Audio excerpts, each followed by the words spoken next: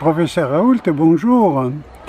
Je suis Guy Denis. Je vous avais écrit déjà plusieurs fois pour vous féliciter pour l'hydroxychloroquine, le plaquenil.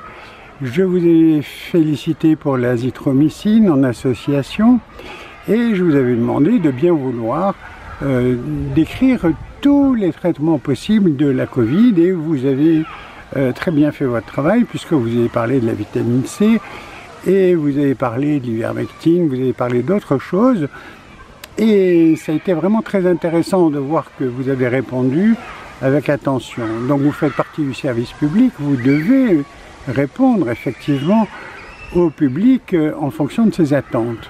Je viens de vous envoyer une vidéo intitulée Professeur Raoult, c'est quoi ce truc-là? Et j'aimerais bien avoir des réponses.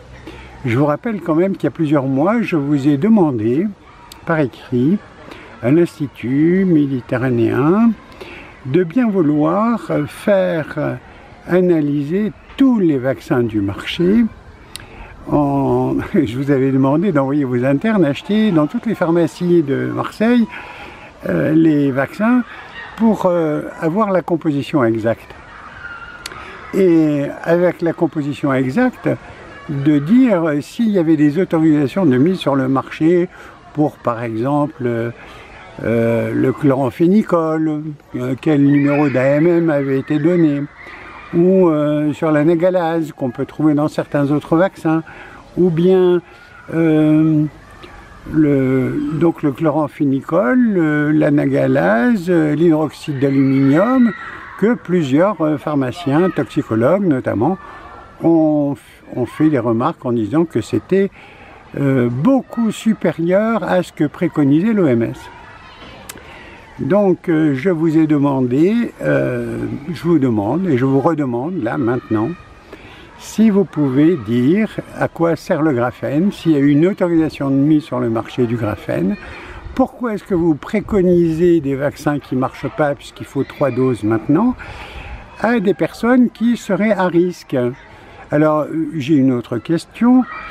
Est-ce que vous faites partie de la franc-maçonnerie et à quelle loge appartenez-vous ou en avez-vous fait partie et avez-vous claqué la porte comme certains? Bon, ceci dit, ça permettrait aux Français de savoir un peu à qui on a affaire. Vous me direz que c'est votre vie privée. Oui, je suis d'accord.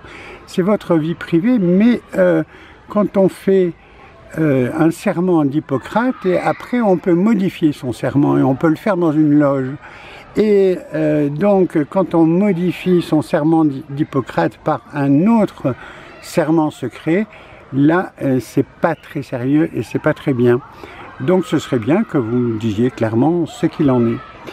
Et donc, je vous remercie de m'expliquer pourquoi la vidéo qui circule, c'est Pfizer under microscope. Hein?